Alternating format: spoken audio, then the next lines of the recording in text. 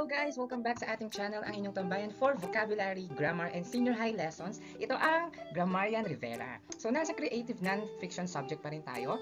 At bago ang lahat, huwag kalimutang mag-like, subscribe, at mag-iwan ng comment for this video.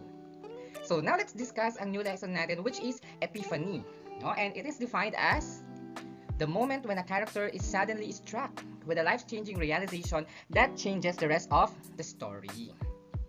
Kumbaga, ang epiphany ay yung aha moment, no, ng isang character. Kasi in here, nagkakaroon siya ng realization, awareness, no, o yung feeling ba ng knowledge, no, na matapos yung isang pangyayari sa buhay niya, ayun, susulpot tong moment na ito. So parang sa balbal na pananalita or salin, nauntog din yung ulo niya. Ganun ba, no? And in real life, lahat naman tayo ay may moment of realization. We all have this life-changing realization that can change the rest of our story.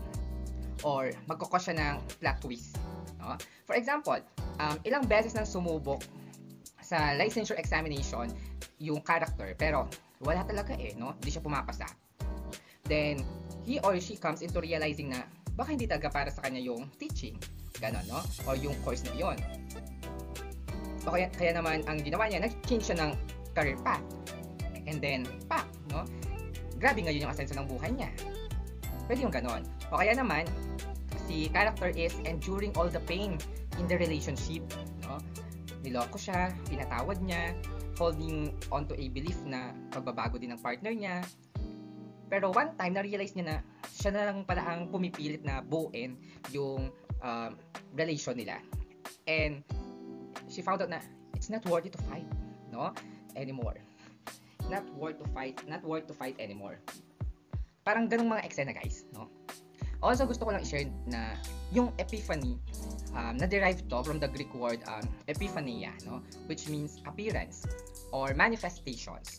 No, yung mga epiphany moments natin sa buhay ay commonly nagsisimula sa mga small and everyday experiences natin.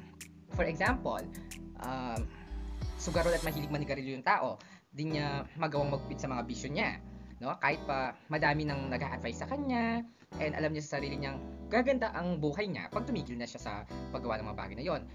Pero one day, nagbago talaga siya, no? At pinilit niya dahil may anak na siya, no? Kasi parang naisip niya, ayaw nang tularan siya sa mga masamang gawain ng anak niya. So, that can be considered as an epiphany kasi may realization siya. Gets? This time, pag-usapan naman natin ang mga importance of using epiphany. Sabi dito, it provides narratives with some of the most exciting and captivating events from ordinary moments, and it provides realistic yet inspiring instances of revelation. Kumbaga, ganito yan. When we use epiphany, nagagawa nating buhayin yung exciting part ng buhay natin. Tipong ordinary lang naman yung ganap, pero out of it, nabibigyan natin ng thrill yung story. We can make it special somehow, di ba? Lalo to extract yung lesson ng life natin. Like, ilang taon tayong nabaliw sa taong iyon, hinayakan natin siya, pero manluloko naman, hindi niya masuklian yung love natin sa kanya, no? And then siya pa yung may ganang makipag-break. Tapos dahil sa point na ma-realize mo na ang pangit ng tao na yon, mukha siyang missing link sa theory of evolution ni Charles Darwin, no? Tapos nagpakahibang ka ng ganon, no? But not necessarily kailangang nakakatuwa yung epiphany natin. Basta dapat may realization, no? And of course, ayun nga, may inspiring revelation, pwede silang pagkuhanan ng pag-asa and positivity in life. Yung moment sa buhay natin na makaka-realize tayo, and then makaka-relate naman yung mga taong makakabasa or makakarinig dito. And then masasabi nila na, pwede naman pala yung ganun, no? Gaya yung akala natin, no? Totoo silang mga tropa or friends, yun pala, kaya ka sinasama kasi may pakinabang ka lang, yun, no? Pero nung moment na down ka, wala lahat sila, no? Na-realize mo na at the end of the day, gabi na, char. At the end of the day, sarili mo lang ang kakampi mo. No? Doon ngayon papasok yung epiphany at realization na, di ba lang small circle, at least, totoo. Diba? Okay naman, nahiya kang ampon or adopted ka lang ng parents mo, nag-worry ka lagi, na baka tuksoin ka ng ibang tao. Pero one day, may kaklase kang nag-share ng problem about parents niya, medyo cruel yung mga yun sa kanya, di sila proud, biglang marirealize na at least ikaw kahit na di ka totoong anak, proud sila sa iyo. Diba sabi nga, family is not always by blood, it is by heart. So, ganon, di ba? Epiphany yon. Move naman tayo sa mga guidelines, no? Sa pagsulat ng epiphany. First is, write the most extreme version first. The moment of cleansing you might need in order to pursue writing your epiphany. Basta, ang gawin lang natin, write it lang, no? Huwag mo muna nating isipin yung structure. Maglaan muna tayo ng oras for ourselves, no? To establish our thoughts, emotions, feelings, no? Kasi at this point, gagawin muna natin yung paglilinis, no? Parang magpapahinga muna tayo. Kumbaga, we are giving ourselves an ample time um, or pagkakataon na magmuni-muni, gano'n, no? Nang sa ganun makapag-reflect tayo, and makapagpalaya muna tayo ng ating sarili mula dun sa mga mabibigat na damdamin or thoughts na meron sa ating ulo that time, no? We need to release all those burden and feel at ease, no? Kasi in that sense, mabibigyan natin sarili natin ng puwang to express ng buong buo yung mga naiisip natin at nararamdaman. It will lead us doon sa part na kaya ka ganito kasi ito yung pinaghuhugutan mo. Yes, that hugot moment.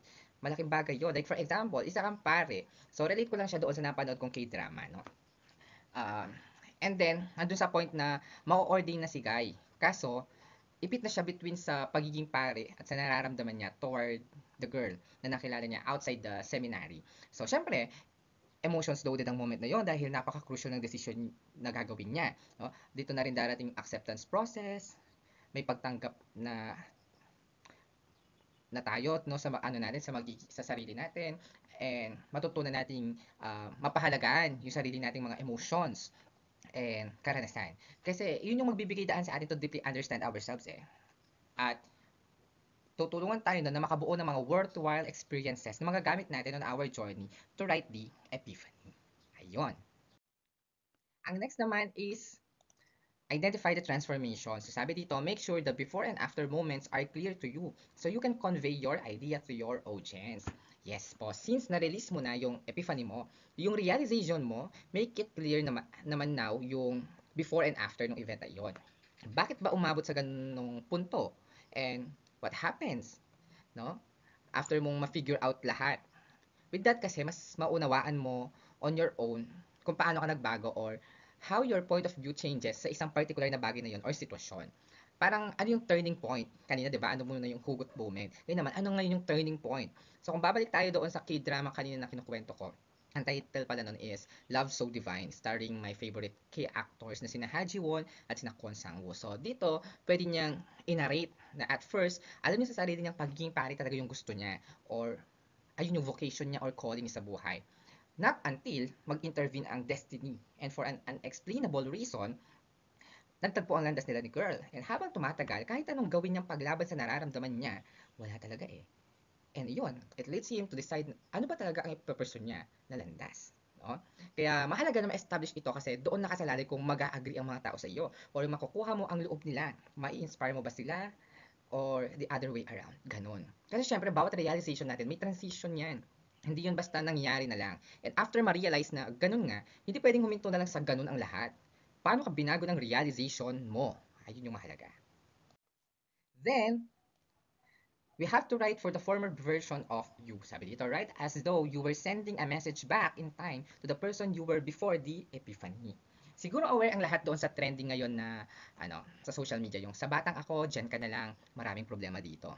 O kaya olats tayo dito, no? Lolokohin ka lang dito. Yung mga teachers may version din sila, no? Ang nababasa ko naman is, sa batang ako, dyan ka na lang, may loan na ako dito. Ganon kasi yung epiphany. May realization nga. Paulit-ulit tayo, no? Realization. Kaya parang kausap nila yung old self nila. Kasi syempre, i-advise mo ang sarili mo, no? Bibigyan mo siya ng advice. Like for example naman, successful ka na sa buhay mo. Sasabihin mo sa sarili ko, I am so proud of you kasi hindi ka pinanghinaan ng loob, nagpatuloy ka. Here we are now harvesting all what we deserve. O kaya naman, to myself, I promise, hindi mo na ulit mararanasan ng maloko. Brave and smart na tayo now. Wise na tayo. Ganon, di ba? Or kaya kausapin mo ang self mo na tiwala lang, lahat naman ay may solusyon, lahat ay may hangganan. Ang mga sufferings natin na to will sure come to an end one day. No? Remember, self, there's always a rainbow after a rain. Ganon. Di ba po? The fourth one, rewrite and revise. Sabi dito, like a journal entry, you simply rewrite the story over and over so that your memory finds more details. No? Let's come to think, ang isang diary or journal. Di ba everyday nag-iiba ang happening sa buhay? May mga shallow moments tayo, no? May mga emotional talaga, may mga sobrang saya, may mga story of success tayo, may mga natalo tayo, kompleto recados, di ba? Kaya after you write the draft, gawa ka ng rewriting and revisions hanggang sa ma-recall mo ng clearly ang lahat and maging solid yung memory na yon. And ang maganda dito, you are able to explore of yourself more and the experience you've been through. Actually, lahat naman ng writing need ng rewriting and revision dahil wala namang instant na perfect. But things come in process. Tsaka guys, pag inulit-ulit natin ang kwento natin, nagiging precise yung details. Kasi pag nagre-revise tayo, may mga realization ulit tayo na, ay wait, na-miss kong ikwento yung part na ito. Ay wait, bakit di ko nasama ito, no? Or, ano, parang ganito. Example, doon tayo sa kwentong familiar, Encantadia, no? Lahat tayo alam naman natin yung kwento doon. 'Di ba si Pirena nagalit doon sa ano niya, sa Inang Reyna and sa mga kapatid niyang sangre. Hindi niya alam ang story behind bakit hindi gustong ibigay sa kanya ang trono do siya naman yung panganay, 'di ba? And tapos nasusulsulan pa siya ni Gurna. So iyon, napakagandang i-recall ng mga details like may letter pa na binigay ang ina niya sa kanya before. Kaso tinago yun ni Gurna, no? Sa kanya. At ang laman pala ng letter na yun is para sa protection ng lahat. No? And from there, naintindihan natin bakit ganun siya. Bakit ma-attitude si Ate Pirena. So, ayun. No? Kapag nagre-revise tayo, nakikita natin yung mga kulang, no? Ano yung mga na-miss natin, ano yung dapat natin idagdag. Ayan. Fifth one is be patient. As sabi dito, it is still recommended that you try to write about your life anyway until you hit that epiphany moment. So kahit na wala pa tayong natatanggap na special na moment sa buhay, push lang ng push. Minsan kasi ayaw lang nating mag-isip. Or minsan dahil feeling natin hindi tayo sociable, outgoing, parang normal lang ang mga nangyayari sa atin kasi ulit-ulit lang. Pero hindi eh. Meron at meron tayong ganong moment. Tiyagaan lang. Sabi nga, patience is a virtue. We actually do not need to wait or chase a moment na mako-consider nating epiphany. Meron na nangyari sa atin at kailangan lang natin hukayin ang kailaliman ng mga karanasan natin. For example, bumibili ka ng fishball, ganun kasimple, di ba? Piso dalawa, pero tinusok mo tatlo. Napaisip ka ngayon kung babalik mo yung isa or dadagdagan mo na lang ang bibilihin mo kasi naisip mong mahalaga na manatiling honest at all time. Simple, 'di ba? Pero may realization ka sa part na 'yun eh. Epiphany 'yun, no? May makukuha naman sinting lesson doon, 'di ba? It really takes time to write a good epiphany. Kasi ang writing is progressive. Kaya kalma lang, meron iyan. Need mo lang mag-relax at magmuni-muni ng mabuti para maisip mo yung spot na iyon. And the last step, use everyday incidences. Sabi dyan, begin with a story rooted in an everyday occurrence. Insert a moment of revelation or epiphany into the story. So, simulan lang natin yung kwento sa isang pang-araw-araw na pangyayari like paglalakad sa park or drinking a coffee in the morning, no? And then, just narrate in detail yung mga eksena at mga kaganapan. Again, malinaw at detalyado. And then, dapat specific yung point ng story. No? Tapos, idagdag daw natin yung epiphany kung saan biglang nagkaroon ng malalim na pag-unawa or kaisipan yung isang character. Pwedeng tayo mismo yon, no? And then, pwede rin namang sino man na subject ng ating writing. Kasi minsan, di ba, we come to an interview sa ibang tao. No? Tapos, gagawa na sila ng kwento. So, ganon. So, we have to show the effect of the epiphany to our perspective or even sa ating pag-ugali. Sa pamamagitan ng mga incidents or mga expressions in the end. So, i-connect natin yung mga bagay na iyon. Also, by using yung mga pang-araw-araw natin na pangyayari sa buhay, no? Ng mga readers, magkakaroon sila ngayon ng close interaction sa kwento. Mas madaling makarelate sa mga nangyayari. Kasi mahalaga na maging relatable ang story natin. And there is no reason para hindi dahil it happens for real. And ayun nga, it is weaved into the everyday encounters or daily routines that we have. So, iyon. Though epiphany, our story can give um, bago at malalim na dimension sa kwento na nagpapahiwatig ng mga changes or progress ng pangunahing character. Yung tinatawag nga nating character development, dapat may ganun yun sa dulo. No? Like may isip ng reader na, ay ganyan din ako pag nasa CR, gandang-ganda sa boses, pero pag sa labas na kumanta, sakit ko pala sa tenga, di ba? O kaya naman, ay ganyan ako pagdating sa love, ang bilis ma-fall, super selos kahit wala namang label, nga ganun, no? Ay ganyan ako sa mga magulang ko, sinasagot ko sila dati, only to find out na kahit gaano ako kasama sa kanila, never nila akong tinalikuran. Nung tinalikuran na ako ng lahat dahil sa isang pagkakamali ko. Ganon. Di ba no? Swabe lang yung mga pasok. At isa na namang lesson ng ating natapos today para sa creative non-fiction. Hopefully, you learned a lot about the epiphany at paano siya gawin. And sana naging makabuluhan ang inyong pagtambay at pakikinig hanggang sa susunod nating video lesson. Huwag kalimutang mag-subscribe, like, and share mga guys. And bye! Ayan.